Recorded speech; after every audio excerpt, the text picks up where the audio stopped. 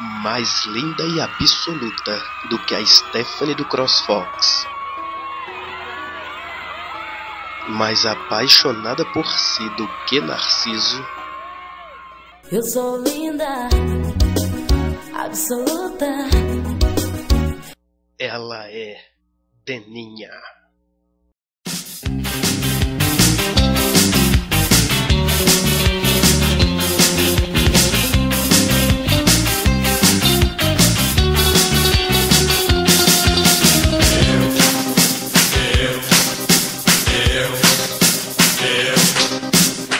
Há tanto tempo eu vinha me procurando. Quanto tempo faz, já nem lembro mais.